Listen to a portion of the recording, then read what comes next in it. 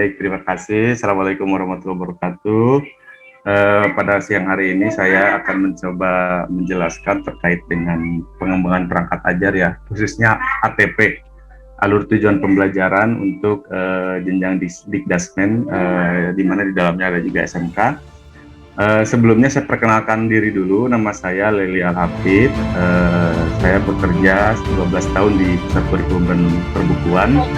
Spesialisasi saya ya lebih kepada kurikulum SMK, kemudian ada sistem kredit semester, dan alhamdulillah saya sebagai pengembang mata pelajaran informatika untuk kurikulum 2013 juga dan untuk kurikulum Merdeka. Saya kira cukup untuk perkenalannya Bapak Ibu. Selanjutnya sebelum ke substansi terkait ATP, Bapak Ibu semestinya memahami dulu kerangka kurikulumnya ya, dan ini terkait kerangka kurikulum, saya kira tidak pernah kita mengembangkan kurikulum itu dari nol ya, kita selalu mengembangkan kurikulum dari kurikulum sebelumnya, sehingga beberapa improve memang dilakukan, tapi beberapa hal yang sudah baik di kurikulum sebelumnya kita juga teruskan. Nah, terkait dengan hal ini mungkin saya akan memberikan beberapa tips ya untuk melatih, karena kan Bapak Ibu ini nanti akan melatih apakah nanti guru atau stakeholder yang lainnya. Jadi yang pertama saya kira tidak perlu meminta mereka untuk berubah gitu ya, apalagi mindset dan sebagainya, karena kecuali terindikasi ada malpraktek yang dilakukan oleh mereka gitu. Karena kita lihat bahwa mereka sudah menghasilkan generasi-generasi bangsa yang cukup bagus gitu ya, dilihat dari sisi lulusan mungkin ya, sehingga kita perlu mengapresiasi mereka ketika kita memberikan satu materi atau platform tertentu. Jadi tidak perlu mengajak berubah, tidak perlu mengajak, apalagi mindset harus berubah, kecuali memang ada outlier yang sekiranya terlihat ada malpraktek yang dilakukan oleh mereka. Tapi saya kira itu sangat jarang sekali ya. Kemudian yang kedua, ketika kita memperoleh istilah-istilah baru, kita coba analogikan dengan kegiatan-kegiatan yang sudah mereka lakukan selama ini. Misalnya terkait dengan tadi backward design, itu kan istilah-istilah baru, kemudian ada diagnostic assessment dan sebagainya, ada pembelajaran berdiferensiasi. Saya kira banyak guru kita yang sudah melakukan ya terkait dengan hal itu. Misalnya terkait dengan asesmen diagnostik ya, banyak sekali guru kita yang memang sering menanyakan kepada anak-anaknya gimana di rumah, orang tua bagaimana dan sebagainya. Itu saya kira salah satu bentuk asesmen diagnostik yang saat ini memang menjadi istilah tren ya dari kurikulum kita. Dan banyak lagi istilah-istilah yang lain yang saya kira bisa kita coba cari analogikan dengan kegiatan-kegiatan yang sudah mereka lakukan, sehingga semangat mereka dengan menerima kurikulum baru ini cukup bagus dan tidak menjadi ini baru, ini sangat baru, ini baru banget, saya tidak bisa nggak seperti itu, tapi lebih kepada mereka sudah melakukan, cuman pemerintah saat ini memberikan inovasi-inovasi baru, improvement yang memang bisa meningkatkan, mengenhance, transformasi lebih lagi gitu ya dari mutu pembelajaran mereka. Kemudian terkait materi, saya kira untuk jenjang dasar menengah SMK ini, kalau materi saya kira tidak akan terlalu banyak berubah gitu ya, sehingga kita bisa menyampaikan bahwa mereka itu ahli dalam bidang. Misalnya dalam matematika ya di Dasmen, SMP, SD, SMA itu ya itu aja gitu. Matematika ya itu aja bilangan, informatika juga sama, sehingga terkait analisis CP dan sebagainya saya yakin mereka akan sangat langsung bisa melakukan gitu. Jadi beberapa hal yang memang perlu kita tekankan kepada audiens kita gitu ya, karena Bapak Ibu nanti kan akan melatih ya, supaya tidak merasa ini sesuatu yang saya belum pernah lakukan, termasuk materi kita saat ini gitu ya, menyusun alur tujuan pembelajaran ya. Berikutnya Bapak Ibu, untuk menyusun alur tujuan pembelajaran tentu saja harus ada modalitas yang dimiliki gitu ya oleh guru, terutama terkait dengan pemahaman dari kurikulum, mulai dari kerangka dasar yang pada slide ini, dari mana sebetulnya CP berasal gitu ya, dari mana dan muaranya akan kemana, tadi sudah disampaikan juga oleh Bu Bu Maria ya, bahwa muaranya nanti ya ke tujuan pendidikan nasional, atau sekarang kita sudah memiliki learning profile gitu ya, learner profile, yaitu profil pelajar Pancasila. Jadi semuanya akan mengarah ke sana seperti itu. Nah, kemudian dokumen-dokumen apa yang perlu dipahami ketika akan melakukan penyusunan APP atau alur tujuan pembelajaran. Yang pertama ya ada struktur kurikulum, seperti di kerangka dasarnya, bahwa yang ditetapkan oleh pemerintah itu 3 ya, ada struktur, ada capaian, kemudian ada prinsip gitu ya. Nah, jadi yang ini ya memang harus benar-benar dipahami oleh apa namanya, English is my second language. As if love. oleh teman-teman di lapangan itu harus benar-benar dipahami gitu ya. Jadi mulai dari struktur, di struktur itu ada jam pelajaran yang berapa. Jadi ketika menyusun tujuan pembelajaran, jangan sampai menyusun sebanyak-banyaknya tujuan pembelajaran ternyata tidak muat gitu ya di alokasi waktunya. Kemudian tentu saja pemerintah juga menyediakan capaian pembelajarannya. Nah, ini capaian pembelajarannya harus dipahami gitu. Di materi sebelumnya mungkin sudah dibahas beberapa hal terkait CP. Nanti akan sekilas saya sampaikan analoginya sih seperti apa sih CP ini. Kemudian tentu saja ada prinsip pembelajaran asesmen. Di situ juga tentu saja ada yang baru, ada yang sudah sering kita lakukan dan sebagainya gitu ya. Nah, ini terkait pengorganisasian kompetensi, sebetulnya kalau saya analogikan, CP itu yang warna biru ya, driving a car. Jadi dalam CP itu kita abstraksi, ada 4 misalnya, ada 4 tujuan pembelajaran, kita abstraksi menjadi satu kalimat, yaitu driving car atau mengemudikan kendaraan bermotor. Nah, pemerintah itu sekarang hanya menyediakan yang warna biru ini, mengemudikan kendaraan bermotor. Sementara tujuan-tujuan pembelajaran yang berisi kompetensi dan materi, misalnya siswa mampu menyalakan mesin, siswa mampu menjalankan mobil ke depan, siswa mampu melakukan pengereman, siswa mampu memahami aturan lalu lintas, itu sekarang yang diserahkan kepada guru. Kalau di K13 ini sudah disediakan oleh pemerintah dari TP1 sampai TP4 dengan namanya kompetensi dasar ya. Jadi sudah ada nomornya juga, 31, 32, 33 dan seterusnya. Sehingga dengan model seperti itu seluruh sekolah di Indonesia yang mengikuti itu urutannya gitu. Agak repot ketika ada yang ingin berkreasi, berinovasi, misalnya menukar posisi gitu ya. Nah, ini juga misalnya kalau di daerah tertentu anak-anak belajar praktik langsung start engine, drive forward, braking, baru belajar tentang undang-undangnya. Nah, ada juga daerah yang ingin supaya anak-anak itu paham dulu undang-undangnya, jadi belajar undang-undang dulu, undang-undang lalu lintas, kemudian baru bahkan belajar parkir dulu dan seterusnya. Jadi itu diserahkan kepada satuan pendidikan masing-masing.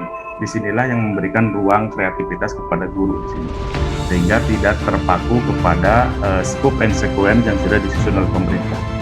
Namun demikian, pemerintah juga ternyata aware juga gitu, ada guru disparitas kompetensinya kan tidak sempit ya, jadi lebar ya. Ada yang masih di bawah levelnya, ada yang sudah advance levelnya. Jadi untuk yang belum bisa menganalisis CP, walaupun saya yakin semua guru pasti bisa, itu pemerintah sudah memberikan contoh-contoh. Jadi tidak hanya satu alur, tapi sampai beberapa alur untuk setiap mata pelajaran.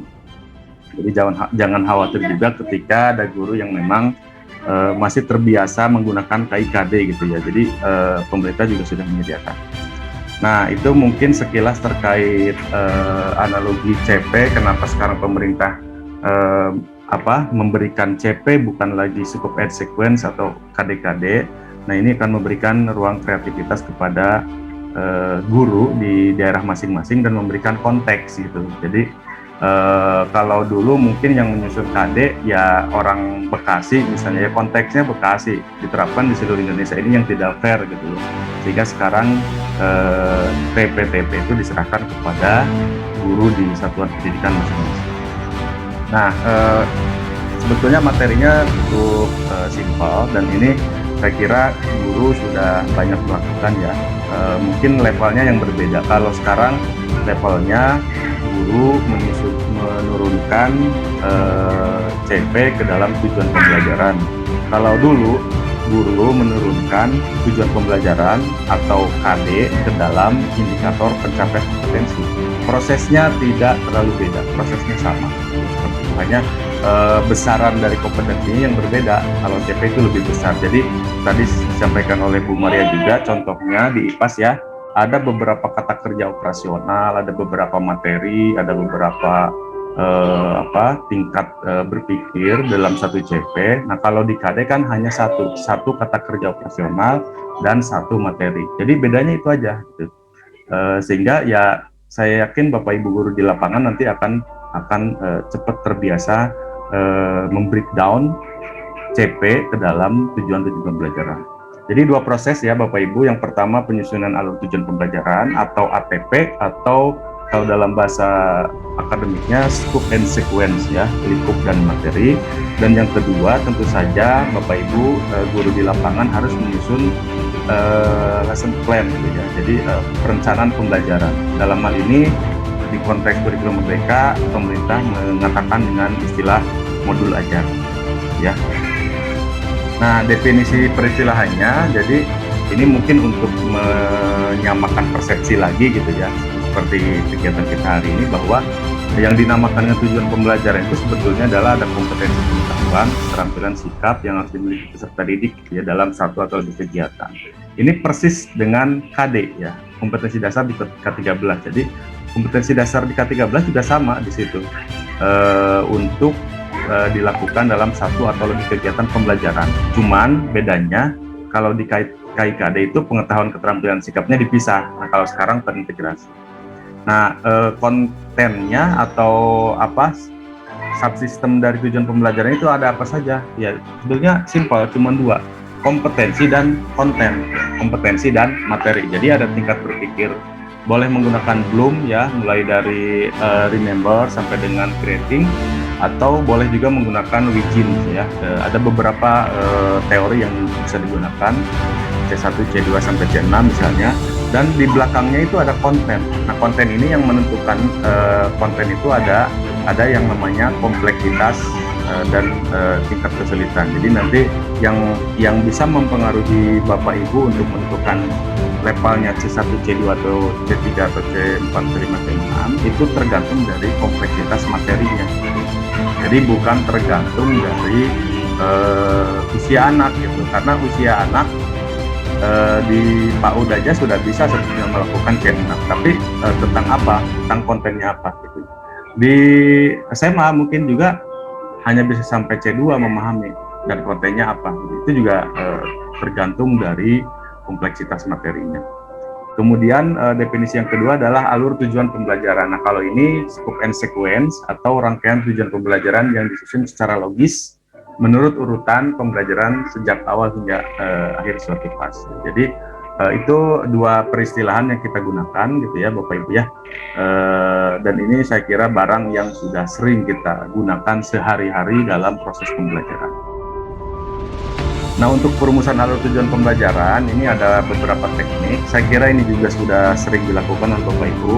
Yang pertama mengurutkan susunan materi, mulai dari yang sulit, mulai dari yang mudah ke yang sulit, mulai dari yang konkret ke yang abstrak dan sebagainya gitu ya. Jadi bisa melalui penyusunan materinya. Jadi kalau misalnya Bapak Ibu sudah melihat ada materi apa seperti tadi yang disebutkan Bu Maria, misalnya ada tentang perubahan alam, fenomena alam ini, kita susun dulu nih materinya, mulai dari yang mudah ke yang susah gitu ya. Atau yang kedua, kita bisa menyusun berdasarkan prasyarat. Nah di mata pelajaran tertentu mungkin ada prasyarat dan sebagainya, atau ada juga yang loosely gitu ya, ada yang loose, jadi kadang tidak ada kaitan dengan antara tujuan pembelajaran satu dan tujuan pembelajaran yang lainnya. Itu yang mudah bagi guru untuk menentukan kapan belajarnya. Tapi kalau udah terkait dengan materi prasyarat ini ya memang harus terlihat learning progression atau learning continuumnya dari masing-masing mata pelajaran. Kemudian yang ketiga, ketika mata pelajaran itu diampu oleh bukan hanya satu guru, maka pada saat nyusun tujuan pembelajaran dan ATP-nya itu ya harus kerjasama, karena nanti kalau masing-masing tentu saja akan terjadi redundancy dan sebagainya. Ya itu harapannya memang begitu. Jadi menyusun ATP alur tujuan pembelajaran ini sebetulnya levelnya bukan di individual guru ya, tapi lebih kepada di kelompok kerja guru misalnya MGMP ya. seperti apa ya, sehingga nanti akan terlihat nih learning continuum gitu ya, keselarasannya dan sebagainya itu antar guru satu dan guru yang lain. Kemudian yang terakhir ya, susun tujuan pembelajaran menjadi ATP, yaitu sekira tinggal ngasih nomor aja lah ya. Yang tadinya tidak ada nomor, kita kasih nomor 1, 2, 3 dan seterusnya. Nah, nanti bahan dari ATP ini akan dikembangkan lagi menjadi learning lesson plan gitu ya, atau sekarang kita sebutnya adalah modul ajar. Kalau di SMK, konteks di SMK kita juga bisa menganalisis pemilihan CP bersama dengan mitra dunia kerja, karena kita punya user ya, pengguna dari lulusan kita, kira-kira yang terbaik yang seperti apa, itu juga bisa dapat melakukan analisisnya bersama sampai dunia kerja. Artinya kalau dapat itu, kalaupun tidak tuh nggak apa-apa ya. Jadi kalau misalnya gurunya saja, kelompok kerja gurunya saja tuh nggak apa-apa. Tapi sebaiknya bisa juga melibatkan dari mitra di dunia. Nah, ini penyusunan tujuan, saya kira ini cukup simpel. Jadi tinggal susun aja secara linear, sebagaimana urutan kegiatan pembelajaran dari kan kita memiliki misalnya dalam 1 tahun itu 36 minggu ya, kita udah bisa melihat nih minggu pertama belajar apa, minggu kedua belajar apa, dari tujuan-tujuan pembelajaran yang mohon maaf noise sebentar.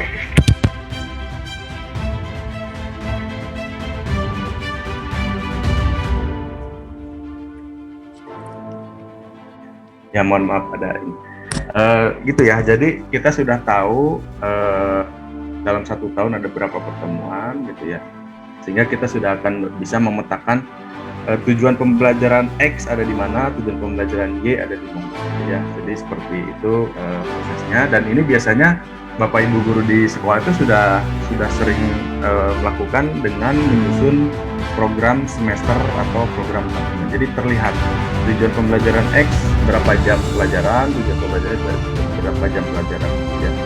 Nah, dalam penyusunannya ada rekomendasi nih Bapak Ibu. Yang pertama, penyusunan tujuan pembelajaran dilakukan di tingkat satuan pendidikan. Nah, tadi yang sudah saya sampaikan ya, jadi ada kerjasama antar kelompok guru gitu ya. Jadi ada satu rumpun mata pelajaran atau berbeda. Kemudian yang kedua, itu kalau bisa direview bersama dalam tim, dan kalau bisa mengundang expert judgment, misalnya matematika gitu, mengundang ahli dari LPPK matematika gitu ya. Itu sangat bagus gitu, karena akan memberikan wacana yang lebih akademik gitu ya. Nah, ini yang kedua. Kemudian yang ketiga, ada evaluasi. Nah, ini kalau ini saya kira perlu dilakukan, karena belum tentu ketika kita menyusun satu tujuan pembelajaran itu akan tetap seperti itu gitu ya. Jadi ketika dilakukan proses pembelajaran, sudah kita susun ATP dan modul ajarnya, maka kita lihat gitu ya secara formatif apakah yang kita susun itu sudah sesuai atau belum. Nah, Bapak Ibu, apabila teridentifikasi kendala atau ketidakefektifan itu, maka dapat dilakukan perbaikan. Jadi tidak harus stagnan di satu produk yang kita buat, kita selamanya itu enggak. Kita bisa melakukan perbaikan dan inovasi. Nah, ini kalau di SMK, nah ini misalnya ada 8 elemen ini di teknik pengelasan dan fabrikasi logam. Nah, ini sebetulnya misalnya sudah ditentukan nih dari elemen 1 tujuan pembelajaran 1 dan seterusnya gitu ya. Jadi masing-masing sudah ada tujuan pembelajaran. Nah, apakah harus continue dari elemen ke elemen gitu ya, atau boleh zigzag seperti ini gitu ya. Jadi misalnya di kita belajarnya TP81 dari elemen ke-8, kemudian beralih ke 51, beralih ke 52, balik lagi gitu. Apakah boleh seperti itu antar elemen? Boleh, silakan. Yang penting konteksnya sesuai gitu ya. Jadi apalagi di SMK nih, ketika belajar tentang pengelasan misalnya ya, yang elemen 8, tentu saja harus memperhatikan K3, keselamatan kesehatan kerja gitu ya. Jadi dari situ belajar dulu ke 51. Jadi itu silakan antar elemen, tergantung karakteristik mata pelajarannya masing-masing. Jadi misalnya matematika mau dari bilangan ke geometri dan seterusnya, ya silakan saja, itu guru yang menentukan. Selanjutnya, nah ini kalau ini berbicara tentang dokumennya. Nah, terkait dokumen Bapak Ibu, di Merdeka Belajar episode pertama sudah jelas ya, ada penyederhanaan RPP ya.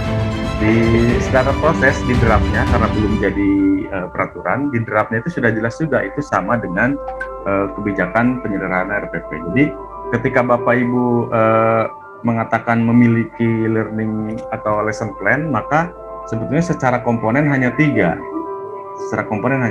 Hanya ada tujuan pembelajaran, kalau di sini nomor 5 ya, tujuan pembelajaran. Kemudian ada langkah-langkah, nomor 7 ya. Kemudian ada penilaian. Sebetulnya kalau berbicara berbicara terkait dengan administrasi, ya itu gitu.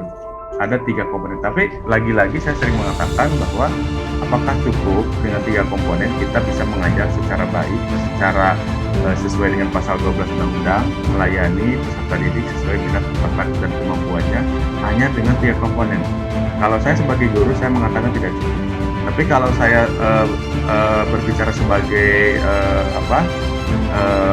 pembuat kebijakan berkaitan dengan administrasi, secara administrasi cukup 3 komponen. Tapi kalau kita ingin ngajar pada peserta didik, tentu saja itu tidak akan cukup ya.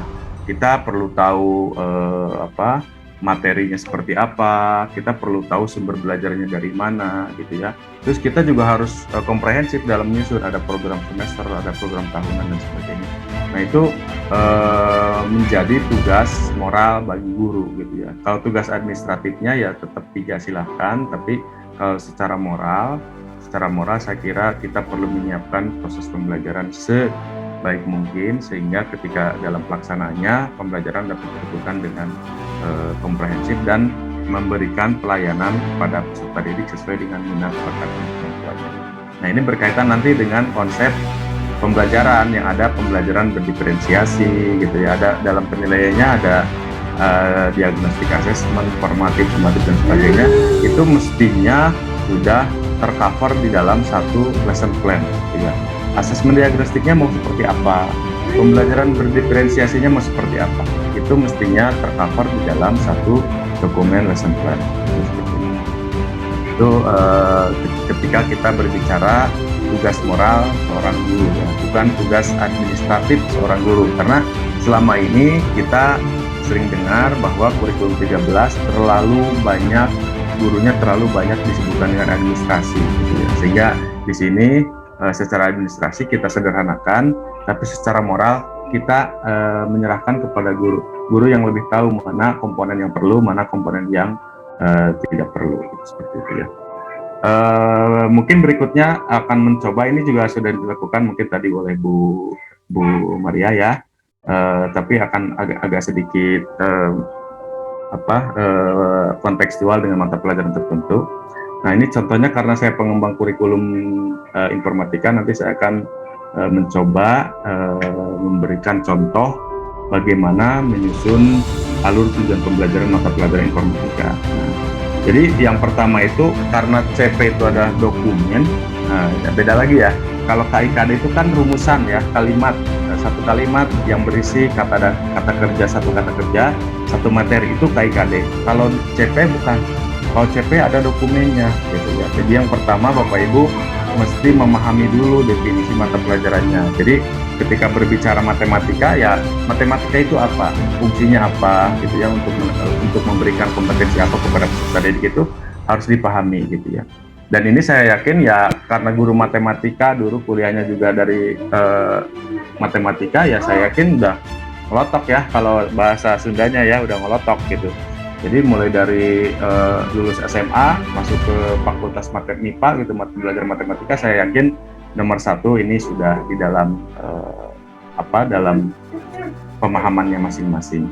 Kemudian yang kedua, tentu saja harus memahami peran dan posisi MAPAL itu di kurikulum Merdeka. Nah, tadi disampaikan oleh Bu Maria, perannya itu tentu saja untuk mencapai, salah satunya adalah pada profil pelajar Pancasila. Nah, di samping itu untuk apa lagi gitu?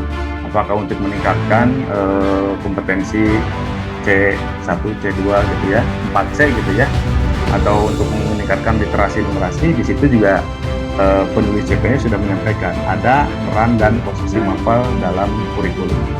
Kemudian yang ketiga, ada cara atau how to deliver mata pelajaran ini kepada peserta didik. Jadi penulis CP tidak tanggung-tanggung gitu ya, ngasih tahu juga caranya bagaimana belajarnya.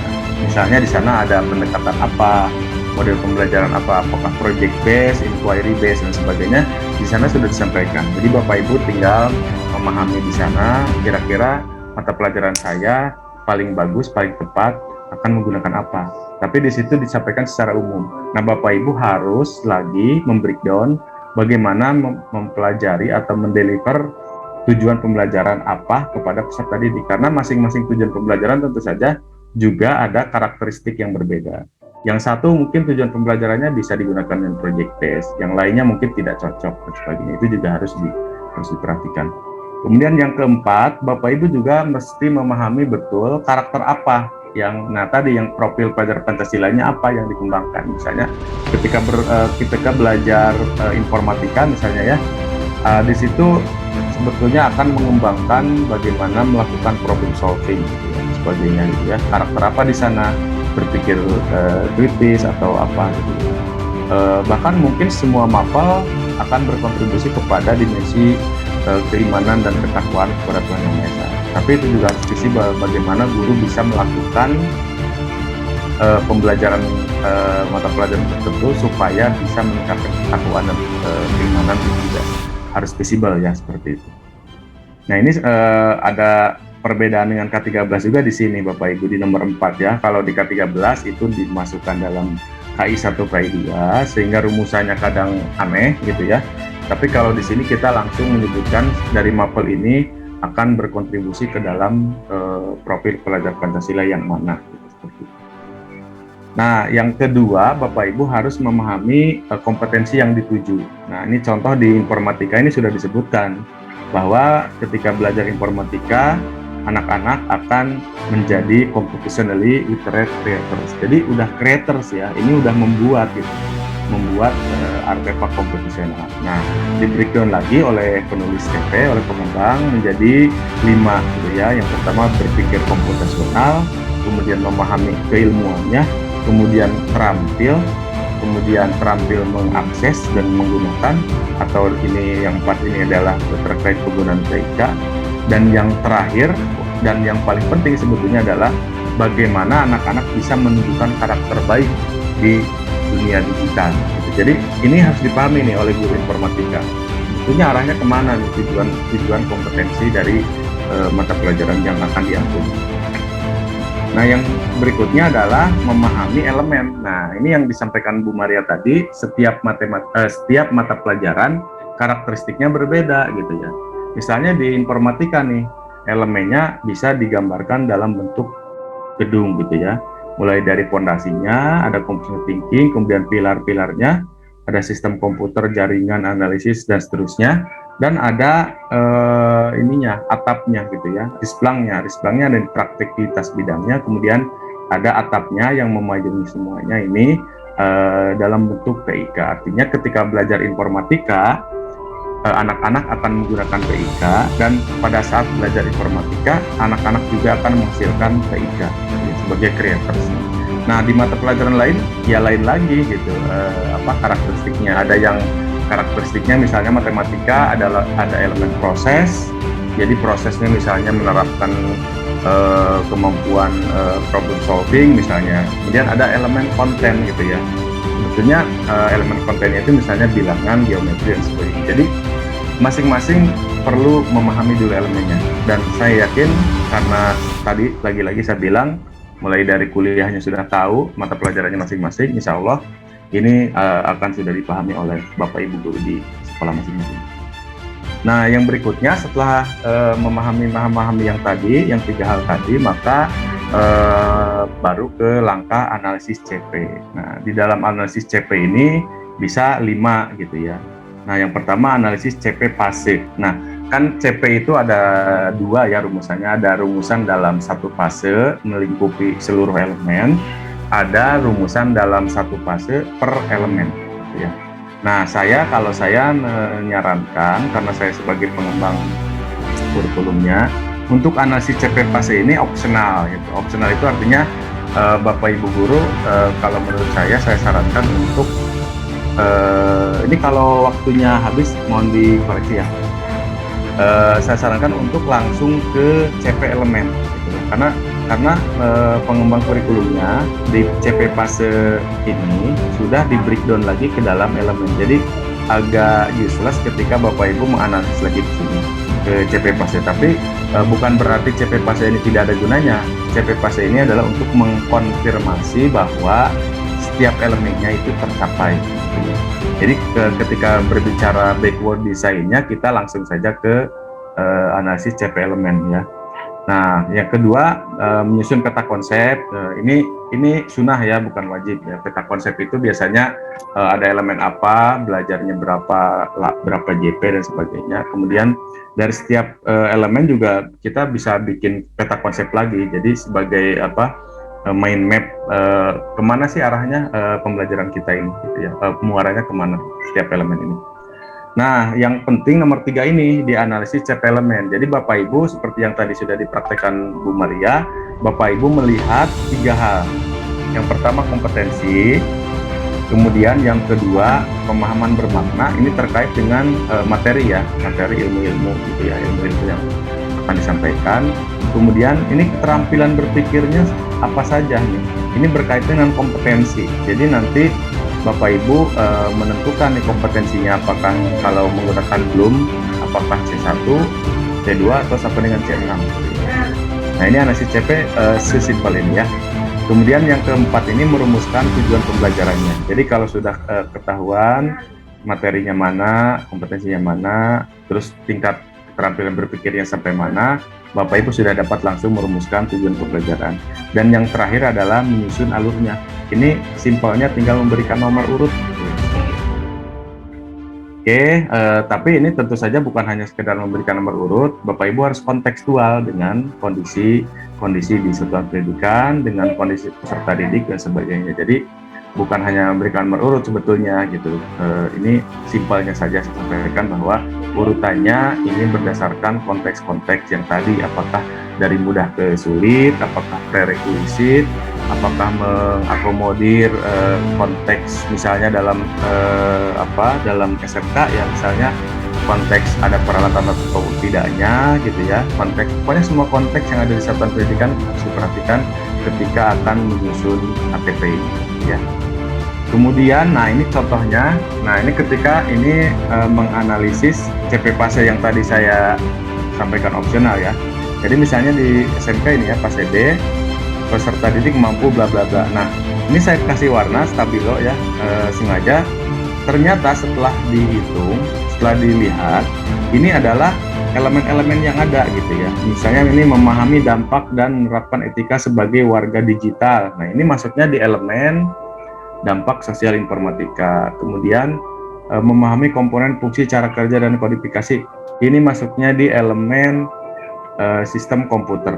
Jadi Bapak Ibu yang tadi sampaikan opsional ini karena memang sudah sistematis oleh penulis CP-nya, ini sudah disusun sedemikian rupa sehingga ini mencakup elemen-elemen yang ada gitu. Jadi Bapak Ibu tinggal, menurut saya yang bagus, tinggal langsung ke CP fase per elemennya. Nah, ini ada 8 elemen kalau informatika ya. Nah, ini peta konsep. Peta konsep ini simpelnya seperti ini. Jadi belajar informatika di fase D ini ada apa saja? Ada sistem komputer, jaringan komputer, dan seterusnya ya. Kemudian sudah ditentukan di proyeksi berapa jumlah JP yang akan digunakan. Dan ini harus dikonfirmasi dengan struktur kurikulum yang ada gitu ya. Jadi misalnya di SMP informatika intrakurikulernya 2 JP per minggu. Berarti kalau 3 tahun kali 36 72 ya, kali 3 ya, 72 kali 3, jadi kurang lebih 200 sekian lah, 234 kalau nggak salah. Nah, jadi harus baru ini ya peta konsepnya harus mencakup yang semua yang ada di yang terjadi ini di yang kompleks ya. sekolah Mencakup semua yang ada di elemen gitu. Jadi Jangan sampai Bapak Ibu membuat elemen membuat tujuan pembelajaran sebanyak-banyaknya, tapi ternyata waktunya tidak cukup. Sekolahnya Ini pensiun. akan balik lagi dengan jadi, budaya di terjadi- K13. Gitu ya. Pindah Pak di Ini boleh di mute dulu. Jadi di K13 itu yang kita tahu budayanya mengejar ketuntasan KD. Jadi misalnya di kelas 7 ada 15 KD, ya udah diurutin gitu ya. Nah, jangan sampai seperti itu. Bapak Ibu harus mengkonfirmasi jumlah JP dengan yang ada di struktur kurikulum dalam konteks penyiapan peta konsep gitu ya. Nah, nanti Bapak Ibu di setiap elemen juga bisa buat peta konsep lagi nih. Di dalam misalnya dalam sistem komputer dicabangin lagi gitu ya. Ada apa saja di sana belajar. Oke.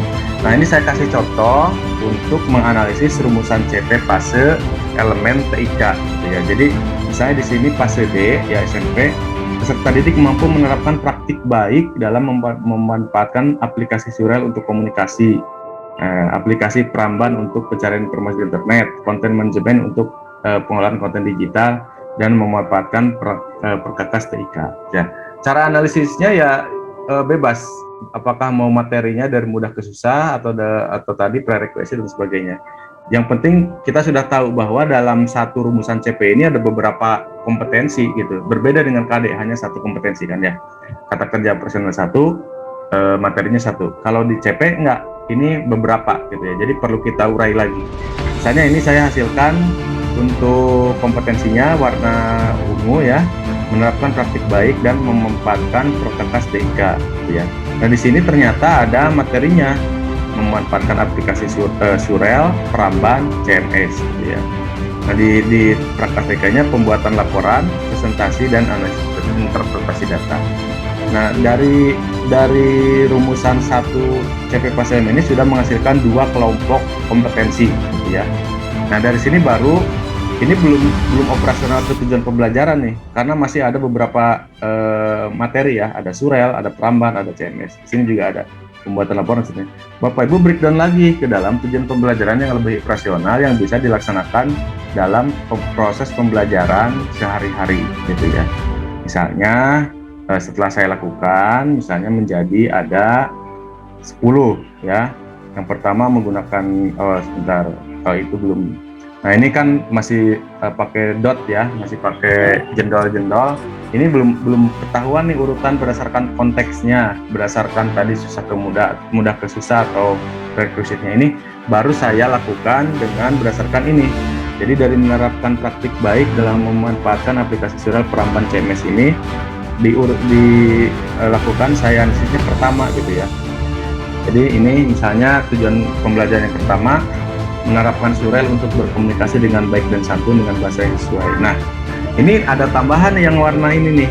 Nah, tadi saya lupa menyampaikan ya di sini. Sebentar. Yang opsional tadi. Nah, ini di perumusan tujuan ini ada identifikasi dimensi profil pelajar Pancasila. Jadi walaupun di sini saya sampaikan ada kompetensi dan konten 2, maka sebetulnya Bapak Ibu apabila dapat dilakukan, artinya di sini opsional, Bapak Ibu identifikasi dimensi profil pelajar Pancasilanya gitu ya. Nah, contoh yang tadi informatika. Nah, di sini ada, jadi ketika menerapkan surel ya, menerapkan surel untuk berkomunikasi, Bapak Ibu menambahkan karakter baik dan santun gitu ya. Jadi di sini opsional. Jadi tidak dipaksakan. Kalau dipaksakan nanti bisa mengada-ngada gitu ya. Nah, opsional sehingga di sini kalau yang tujuan pembelajaran yang pertama terdiri dari tiga komponen ya, ada kata kerja operasionalnya atau kompetensinya, ada materinya, kemudian ada identifikasi dimensi profil pelajar Pancasila. Ini arahnya kemana? Ya. Nah, yang kedua misalnya ini menggunakan Pramban. Pramban itu browser ya untuk mencari dan memperoleh informasi. Ini juga sebetulnya kalau mau bisa gitu ya.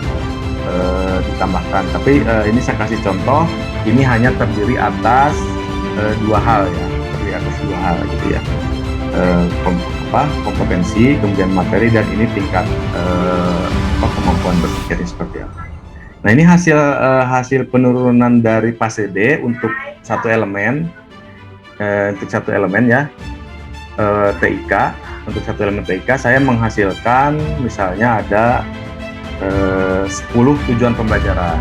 Nah, ini belum selesai Bapak Ibu karena ini baru skupnya, sekuensnya belum ya. Sekuensnya Bapak Ibu lihat yang mana yang kira-kira berbentuk prerequisite atau misalnya mengurutkan dari tadi mudah ke susah, atau misalnya ada konteks-konteks lain yang terjadi di satuan pendidikan, apakah itu menyangkut dari visi misi sekolah, menyangkut dari kondisi sarpras, menyangkut dari kondisi peserta didik dan sebagainya, itu diperhatikan. Jadi bukan hanya memberikan nomor gitu ya, jadi urutannya seperti apa. Nah, kalau contohnya ini, kalau saya ini nyusunnya tanpa konteks, terus terang saja ini konteksnya paling dari prerequisite. Jadi misalnya yang pertama, anak-anak harus bisa menggunakan dulu browser gitu ya. Browser, setelah itu baru membuka dan membaca bacaan. Jadi untuk membuka dan membaca file digital tentu saja harus bisa buka browsernya dulu gitu ya.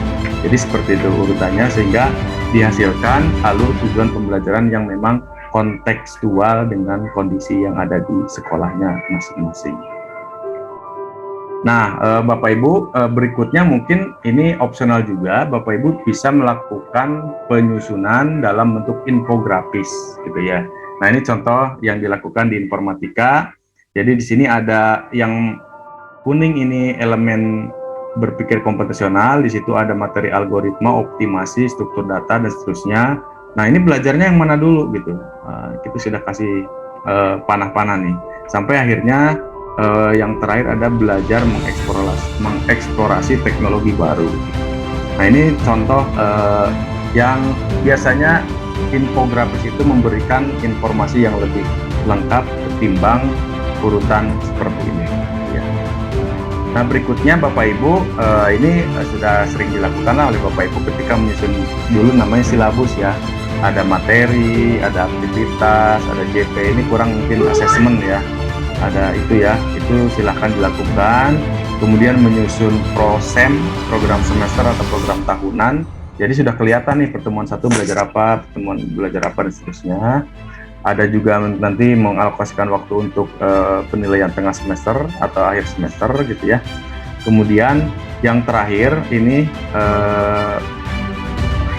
yang terakhir adalah menyusun glosarium. Nah, menyusun glosarium ini gunanya adalah untuk memberikan definisi-definisi atau istilah yang sekiranya perlu ditindaklanjuti, dipahami lebih lanjut. Jadi Bapak Ibu nanti yang memiliki ATP-nya akan dibaca oleh orang lain, maka orang lain itu tidak perlu nanya lagi abstraksi apa sih gitu ya, algoritma itu apa sih. Jadi tinggal sudah membaca di dokumen. Saya kira itu Bapak Ibu yang bisa sampaikan terkait materi ATP. Mudah-mudahan dapat bermanfaat buat Bapak Ibu semua. Saya yakin secara keseluruhan sudah sering dilakukan oleh Bapak Ibu guru selama menjadi pendidik ya, yang dilakukan berpuluh-puluh. Terima kasih, saya kembalikan ke Bu Maria. Wassalamualaikum warahmatullahi wabarakatuh.